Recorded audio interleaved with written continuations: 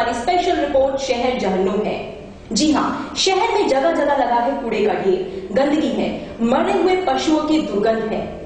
इसे जहन्नुम नहीं तो और क्या कहेंगे। पर ताज्जुब की बात यह है कि आप और हम बिना किसी कसूर के इस जहन्नुम में जीने को मजबूर हैं। आखिर किसने बनाया है हमारे शहर को जहन्नुम और क्यों, जानेंगे हमारी स्पेशल रिपोर्ट।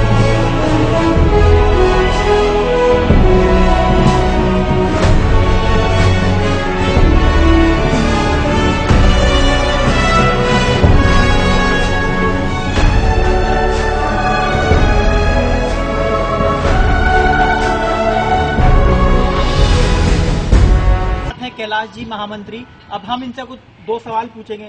सर, ये जो अभी आजकल की जो धरना प्रदर्शन कर रहे हैं, जगह जगह कूड़ा फैलाया जा रहा है, इससे आम जनता को भी काफी दिक्कत हो रही है, तो क्यों नहीं आप अपनी कानूनी लड़ाई क्यों नहीं लड़ रहे हैं बकाए ये सारे कूड़ा फैलाने को? हमने कानूनी लड़ाई भी लड़ी है। हम कभी 2005 से सरकार प्रशासन को ज्ञापन ये दे रहे हैं हमारी मांग में जो है मांग हमारे ज्यादा नागरिक को जब पूरे प्रदेश के अंदर 14,400 नंबर मिले, पूरे प्रदेश के अंदर भर्ती हो रही, तो यहाँ भर्ती में क्यों नहीं हो रही? तो देखा आपने शहर में ये गंदगी का आलम। अब जानते हैं कि स्वास्थ्य की दृष्टि से कितनी हानिकारक और कितनी भयावह है ये स्थिति। अब हम आए हैं डॉक्टर विश्वजीत बेम्बी के पास।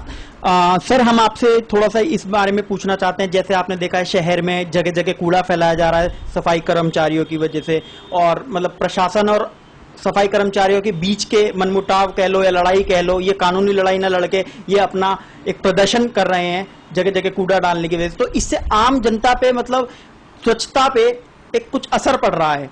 तो मैं वो जानना चाहता हूं कि क्या क्या बीमारी फैल सकती है इससे, क्या क्या चीजें मतलब असर पड़ सकता है एक आम जनता पे। देखिए, गंदगी तो हर जगह जहां पर भी होती है वो बुरी ही होती है, चाहे अपने घर के पास हो, चाहे चौराहे पर हो या सड़कों पर हो।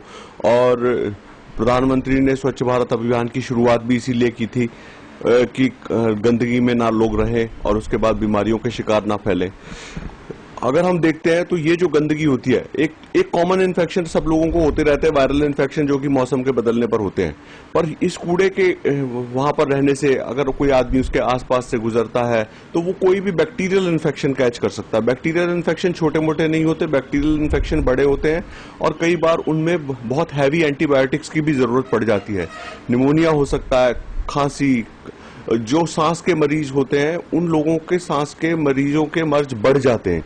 आइए अब जानते हैं कि कानून के माध्यम से क्या कुछ समाधान है आम जनता के पास। प्रत्येक नागरिक को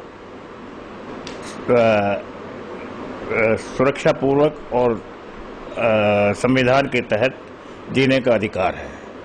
स्वच्छ वातावरण उसका एक मौलिक अधिकार है। यदि मेरे घर के सामने कोई व्यक्ति कूड़ा डालता है, इसका मतलब यह है कि वो कानूनी और वैधानिक जो उसके कर्तव्य हैं उनका पालन नहीं कर रहा। मैं ऐसे में यदि उस बीमारी से मेरे घर के अंदर कोई भी व्यक्ति, कोई बच्चा बीमार पड़ जाता है तो वो उस संक्रमण के कारण जो मेरे घर के अंदर गंदगी फैल रही है और वो उसके लिए प्राण घातक भी हो सकता है, तो ऐसे में मेरा अधिकार है कि मैं थाने में जाऊं और उन व्यक्तियों के खिलाफ जो मेरे घर के बाहर कूड़ा फैला रहे हैं, गंदगी फैला रहे हैं, संक्रमण फैला रहे हैं, उनके तहत मैं थाने में जाकर के रिपोर्ट करूं। तो इसके लिए जनता को अपने अधिकारों के प्रति जागृत होना पड़ेगा। और आईपीसी में यह अपराध है कि यदि कोई सरकारी कर्मचारी अपने कर्तव्यों का दायित्व का निर्वहन नहीं कर रहा है तो उसके खिलाफ एक्शन हो। इस पूरे मसले पर प्रशासन मौन है, जनप्रतिनिधियों ने भी हाथ खड़े कर दिए हैं। फिलहाल सफाई व्यवस्था की कोई वैकल्पिक व्यवस्था नहीं है। जनता मजबूर है इस नरकीय जीवन को भोगने के लिए। आइए बात करते हैं जनता से और जानते हैं उनका दर्द। इतनी बदबू आ रही है, बताइए चौराहे पे ये क्या हमारे पशु टांग दिए हैं, ट्रैफिक मतलब जिसको देखिए वो लात दबा के यहाँ से जा रहा है, इसमें हमारी क्या गलती है ये बताइए आप। कर्मचारियों ने ये मरे हुए पशु टांग रखे हैं, बहुत गंदगी हो रही है, बीमारी फैलने की बहुत ज्यादा परेशानी हो जाएगी, बीमारी फैलेंगी इनसे ज्यादा। देख सकते हैं आप आमतौर पे कैसे पब्लिक परेशान हो रही है, जनता। तो देखा आपने कि किस प्रकार से सफाई कर्मचारियों, नगर निगम और प्रशासन की नाक की लड़ाई में आम जनता पिस रही है। आखिर कब तक भुगतना पड़ेगा हमें ये नरकीय जीवन। फिलहाल इस लड़ाई का कोई पटाक्षेप होता नजर नहीं आ रहा है। हमारी विनती है सफाई कर्मचारियों से, प्रशासन से, नगर निगम से और राज्य सरकार से कि हमें इस नरकीय जीवन से, इस जहन्नुम से निजात दीजिए। फिलहाल मुझे रजनीश तलवार को दीजिए इजाजत, फिर होगी आपसे मुलाकात एक नए मुद्दे के साथ।